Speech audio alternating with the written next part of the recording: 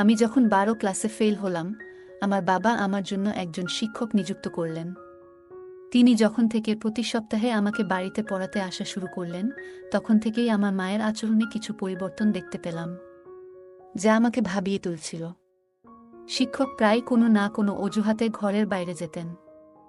একদিন আমি আমার মাকে এবং শিক্ষকের দিকে নজর রাখছিলাম। আমার স্যার আমার মায়ের ঘরে ছিল। তারা অনেক হাসাহাসি করে কথা বলছিল। তারপর যা দেখলাম তাতে অবাক হয়ে গেলাম। একদিন যখন মা কাজের জন্য বাইরে গিয়েছিলেন, আমি বাড়িতে তখন একা ছিলাম। আমি টিউশনের জন্য প্রস্তুতি নিচ্ছিলাম। আমি একটি ছোট ফ্রক পরেছিলাম।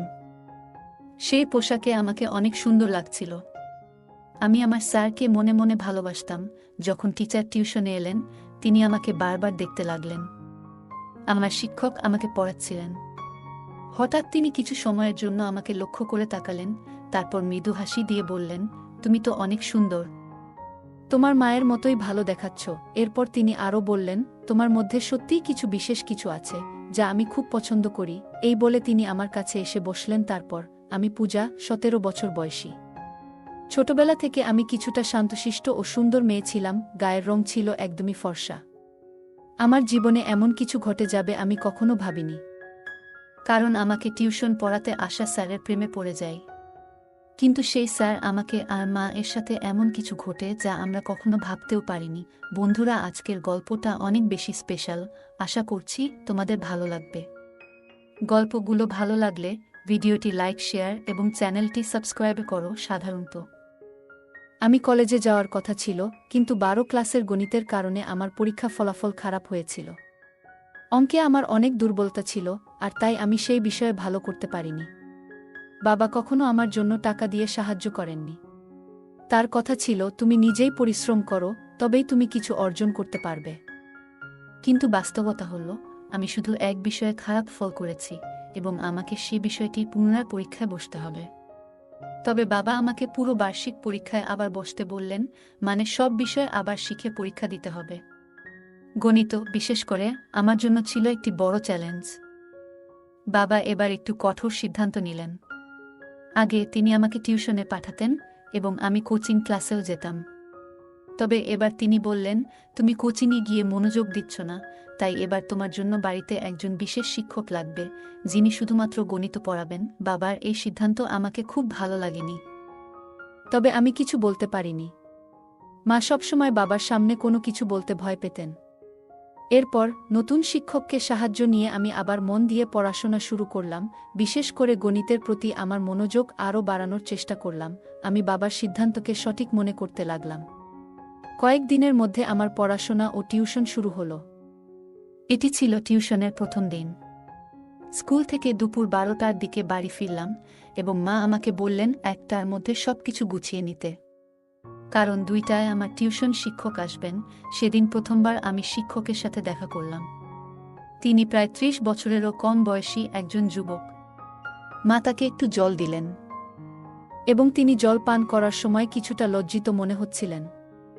সম্ভবত আমি তার প্রথম ছাত্রী ছিলাম। আমি চাইছিলাম যে আমি গণিত ভালোভাবে শিখি। প্রথম দিন শিক্ষক খুব বেশি চাপ দেননি, তাই আমি একটু স্বস্তি পেলাম। তবে শিক্ষককে দেখে মনে হয়েছিল তিনি খুবই পেশাদার এবং কিছুটা লাজুক প্রকৃতির মানুষ ছিলেন। কিছুদিন ভালোভাবেই কাটল। শিক্ষকের পাঠদান সংগঠিত ছিল, কিন্তু গণিত এখনও আমার কাছে অস্পষ্ট ছিল। টিউশনের মধ্যে মাঝে মাঝে আমি ঘুমিয়ে পড়তে শুরু করলাম। যখন শিক্ষক পানির জন্য ঘর থেকে বের হতেন, তখন হঠাৎ করে আমার ঘুম চলে আসত এবং আমি ১ থেকে ২ ঘন্টা ঘুমিয়ে থাকতাম। শিক্ষক কখনোই আমার এ বিষয়ে কিছু বলেননি বা মার কাছে অভিযোগ করেননি। আমি বুঝতে পারছিলাম যে শিক্ষক সত্যিই ভালো, কিন্তু আমার ঘুমানোর পর অন্য জায়গায় কিছু ঘটছিল যা আমার অজানাই ছিল। মা এবং শিক্ষকের মধ্যে কিছু চলছে, কিন্তু তাতে আমার দৃষ্টি পড়ছিল না। আমি কিছুই বুঝতে পারছিলাম না। আমার চোখের আড়ালে কিছু একটা ঘটছিল।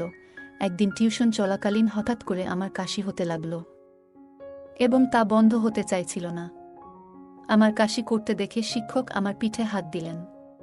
কাশির শব্দ মায়ের কাছে পৌঁছালে তিনি তাড়াতাড়ি জল নিয়ে এলেন। সেই সময়েও আমি শিক্ষকের উপর নজর রেখেছিলাম। মায়ের হাত থেকে পানির গ্লাস যখন শিক্ষক নিলেন, তখন তাদের হাত একসাথে লাগার মতো হল। এটি দেখে একটু অস্বস্তি অনুভব করলাম এবং কেন জানি মায়ের উপর রাগও হচ্ছিল।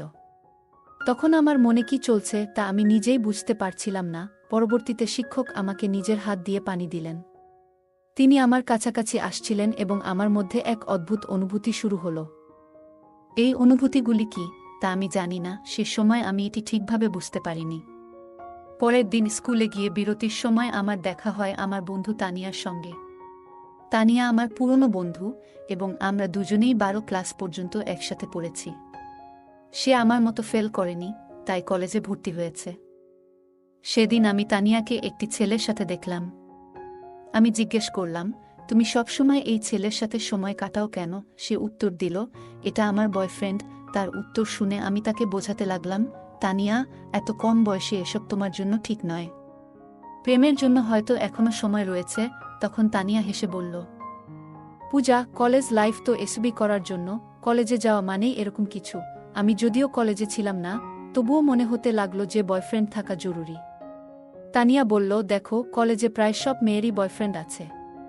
তুমি এখনও স্কুলে, তাই হয়তো বয়ফ্রেন্ড গার্লফ্রেন্ড সম্পর্কের ব্যাপারে তোমার ধারণা খুব স্পষ্ট নয়। আমি বুঝানোর চেষ্টা করছিলাম যে এটি সঠিক নয়, কিন্তু এর মধ্যে সে হেসে বলল, তাহলে কি তোমারও কোনো বয়ফ্রেন্ড আছে? তার এই প্রশ্নে কিছুটা বিব্রত হয়ে আমি বললাম, না। আমার কিছুটা ধীরতা দেখে তানিয়া বলল, পূজা, তুমি 12 ক্লাসে পড়ছ বটে, কিন্তু তা বলে তোমার বয়স তো আমার সমান। যদি তোমারও কারো সাথে বন্ধুত্ব করার ইচ্ছা থাকে, তাহলে মনে রাখবে, এটা শুধু কলেজের জন্য নয়। যদি কাউকে ভালো লাগে তবে তার সাথে কিছু সময় কাটাতে ভয় পাবে না। তানিয়ার কথাগুলো আমাকে ভাবাতে লাগল। মনে হলো, যদিও আমি কলেজে নেই, তবুও আমার বয়স এমন যে আমি এসব অভিজ্ঞতা নিতে পারি। সে তখন বলল, যদি তোমার কারো সাথে বন্ধুত্ব করতে হয়, তাহলে আমি তোমাকে আমার বয়ফ্রেন্ডের এক বন্ধুর সাথে পরিচয় করিয়ে দিতে পারি। আমি সঙ্গে সঙ্গে জানিয়ে দিলাম, না, আমি সেই জন্য প্রস্তুত নই। কারণ আমার বয়সের ছেলেদের প্রতি আমার বিশেষ আগ্রহ ছিল না। গত কিছুদিন ধরে আমার নজর কেবল আমার টিউশন টিচারের প্রতি ছিল। কখনো কখনো অনিচ্ছাকৃতভাবে টিচারের হাত আমাকে স্পর্শ করলে এক ধরনের অনুভূতি আমার মনে জেগে উঠত। তানিয়ার সাথে কথা বলে আমি বুঝতে পারলাম, যখন কাউকে ভালোবাসা হয় তখন এ ধরনের অনুভূতি হতে পারে। এখন আমি বুঝতে পারলাম যে আমার টিউশন টিচার আমাকে ভালো লাগছে, আর তাদের বয়সের বিষয়টি আমার কাছে অপ্রধান হয়ে পড়ে। আমি সিদ্ধান্ত নিয়েছিলাম, শীঘ্রই আমি আমার অনুভূতি আমার টিচার এর সাথে শেয়ার করব। আমি নিশ্চিত ছিলাম যে সে আমার প্রস্তাব নাকচ করবেন না, কারণ আমার সৌন্দর্য বিশেষভাবে আকর্ষণীয়। সেদিন যখন আমি স্কুল থেকে বাড়ি ফিরলাম, মায়ের কিছু বলার আগেই আমি টিউশনে যাওয়ার জন্য প্রস্তুত হয়ে গেলাম। আমাকে তাড়াতাড়ি প্রস্তুত দেখে মা আমাকে প্রশংসা করে বললেন, আজ তো তুমি দারুণ প্রস্তুতি নিয়ে এসেছ। মা জানতেন না আমি কেন এত তাড়াহুড়ো করেছিলাম। কিছুক্ষণ পরে টিচার যখন আমার বাড়িতে এলেন, আমি শুধু তার দিকে তাকিয়েছিলাম। যখন স্যার আমাকে পড়াচ্ছিলেন, তখন আমার মন পড়ার দিকে ছিল না, বরং আমি তার দিকে মনোযোগী ছিলাম। হঠাৎ তার দৃষ্টি আমার দিকে পড়লে আমি তৎক্ষণাৎ অন্যদিকে তাকিয়ে গেলাম। টিচার বললেন, আমি একটু পানি পান করতে যাচ্ছি, তুমি এই প্রশ্নটা সমাধান করো।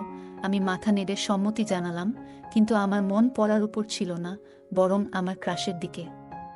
আমি তাকে মনে মনে ভালোবাসতে শুরু করছিলাম, কিন্তু আমি জানি না এই কথাটা তাকে জানাবো কিভাবে। কিছু সময় পর আমি আবার বিশ্রাম নিতে যাচ্ছিলাম।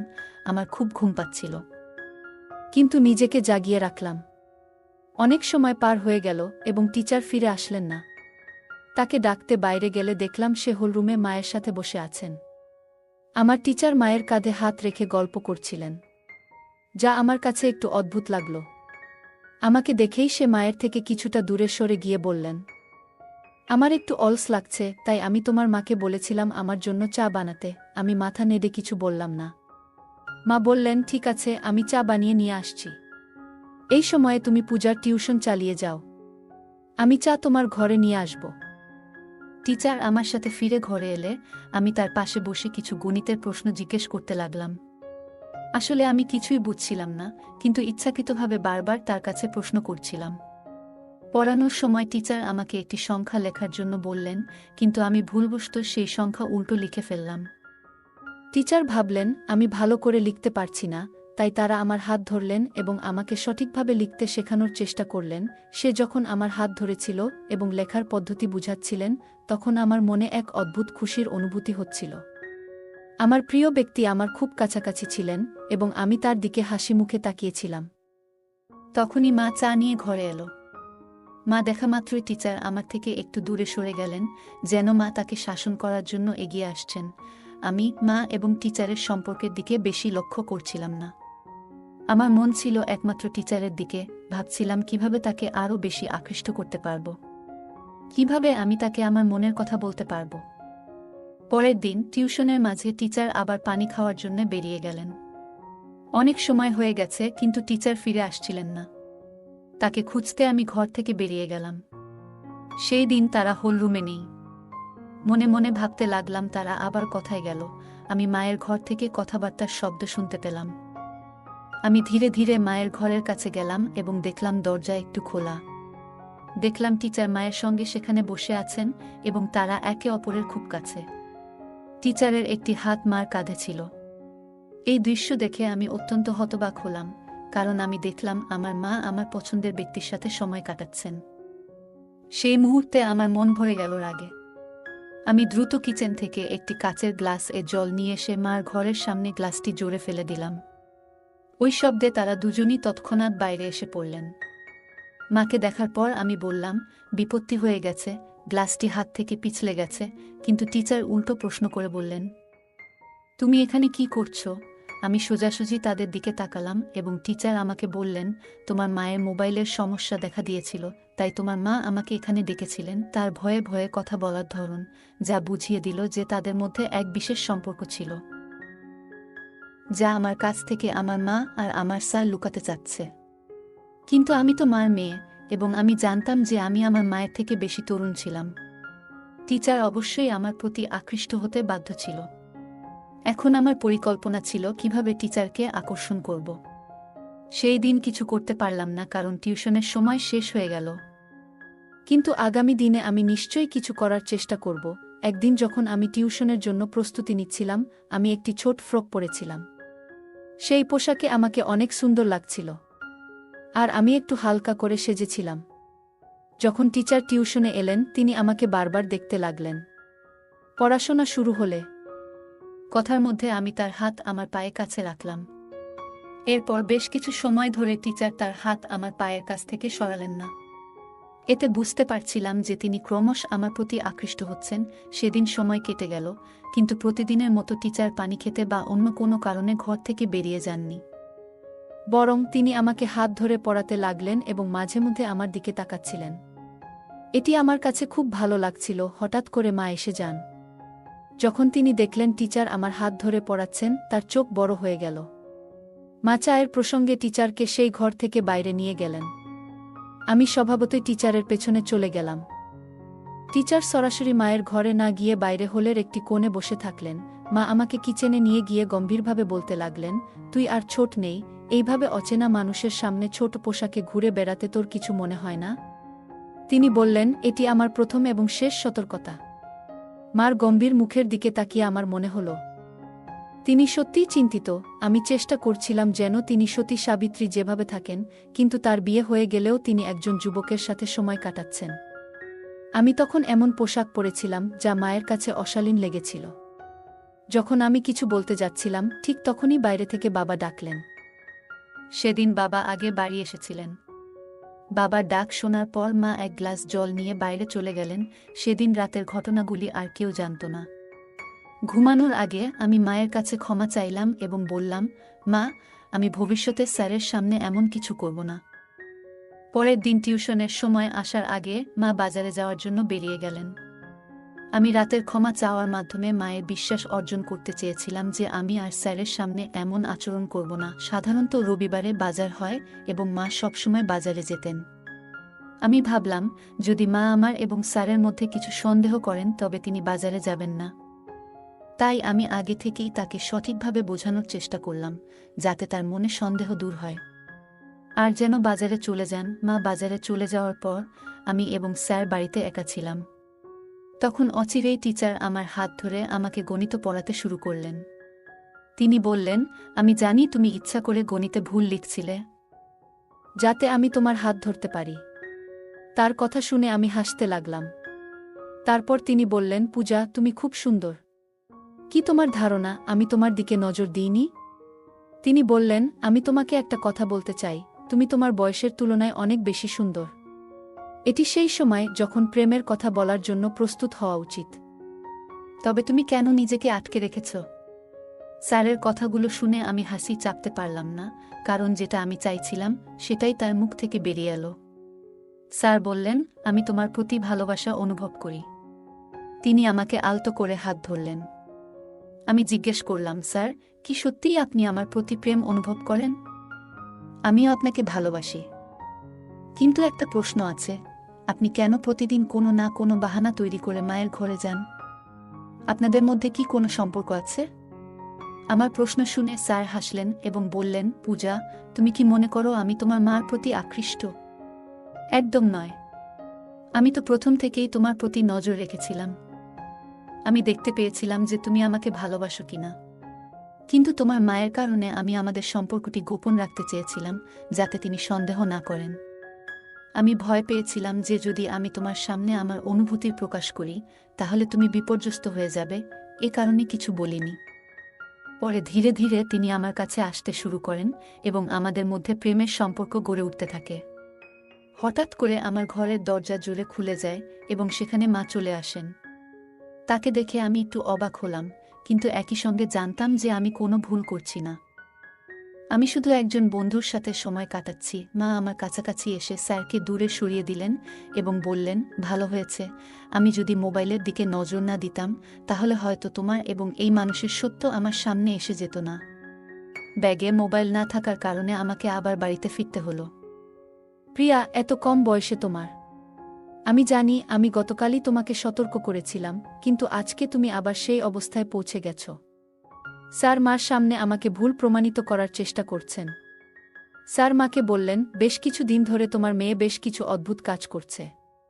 আজকে সে নিজেই আমার সঙ্গে এই বিষয়গুলো নিয়ে আলোচনা করতে এসেছে। মাকে বলতে দেখার পর আমি বাধা দিলাম এবং বললাম, মা, এই লোকটির কথায় বিশ্বাস করো না। আমি তোমার শপিং ব্যাগে থেকে তোমার মোবাইল বের করেছিলাম, যাতে তুমি অর্ধেক পথে ফিরে এসে সত্যটা জানতে পারো। এটি আমি ইচ্ছাকৃতভাবে করেছি, যাতে তুমি বুঝতে পারো এই ব্যক্তির আসল চেহারা কি। আমি বললাম, এই টিউশন শিক্ষক আমাদের বাড়ির 2 মহিলার সঙ্গে এক ধরনের অসৎ ব্যবহার করছে। তুমি তার প্রেমে পড়তে পারো, কিন্তু আমি না।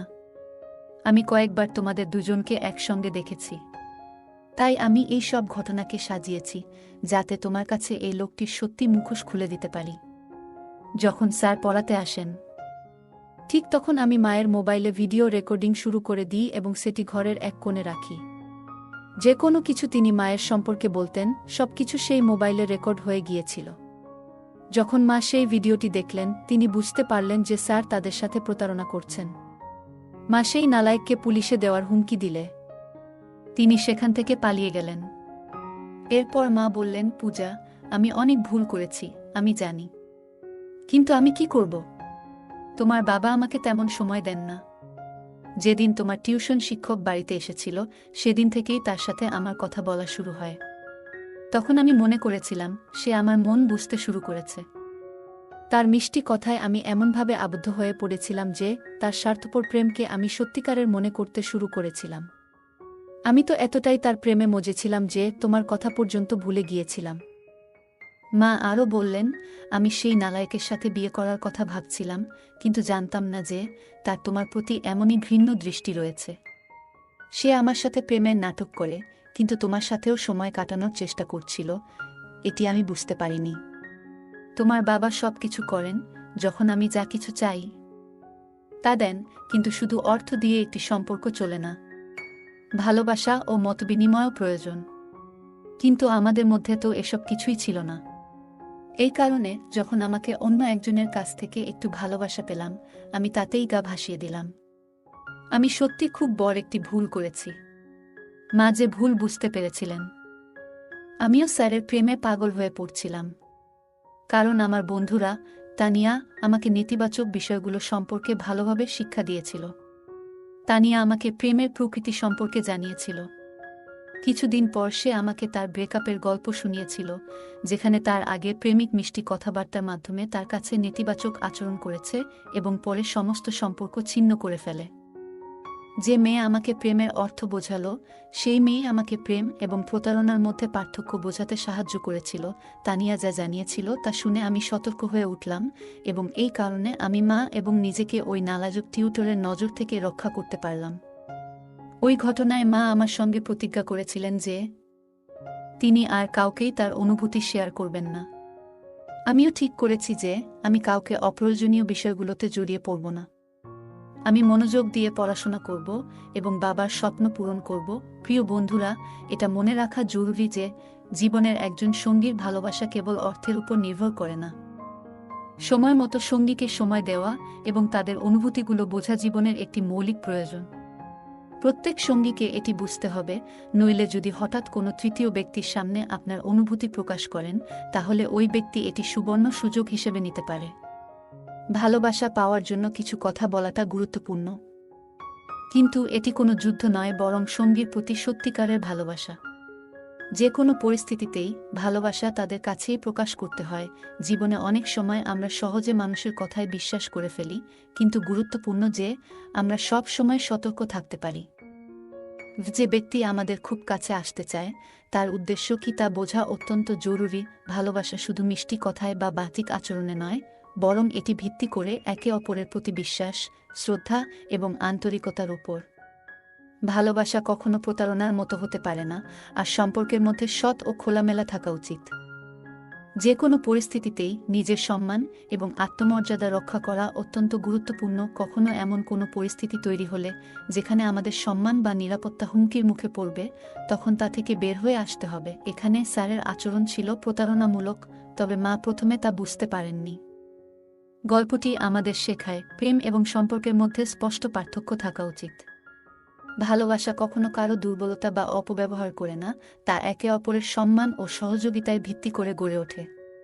কখনো যদি কোনো সম্পর্কের মধ্যে একপাক্ষিক বা একতরফা কিছু ঘটে, তবে সেটি প্রেম নয়, বরং প্রতারণা। গল্পের শেষে মা ও পূজা একসঙ্গে সিদ্ধান্ত নিয়েছিল যে তারা আর কাউকেই নিজেদের জীবনে সময় দিতে বা তাদের অনুভূতিতে জায়গা দিতে চাইবে না, যারা তাদের নিরাপত্তা বা মনের শান্তিকে ক্ষতিগ্রস্ত করতে পারে। এই সিদ্ধান্ত তাদের জীবনে ইতিবাচক পরিবর্তন আনতে সাহায্য করেছিল। নেতিবাচক পরিস্থিতি থেকেই মানুষ অনেক কিছু শিখে এবং তার থেকে উপযুক্ত সিদ্ধান্ত নিয়ে নিজেদের জীবনকে সুন্দর করে তুলতে পারে। বন্ধুরা, যদি এই গল্পটি ভালো লেগে থাকে, তাহলে দয়া করে ভিডিওটি লাইক করুন এবং আমাদের চ্যানেলটি সাবস্ক্রাইব করুন। পাশে থাকা বেল আইকনটি প্রেস করুন, যাতে করে আমরা যখনই নতুন ভিডিও আপলোড করি, তার নোটিফিকেশন সবার আগে আপনার কাছে পৌঁছে যায়। ধন্যবাদ। দেখা হবে আমাদের পরবর্তী ভিডিওতে।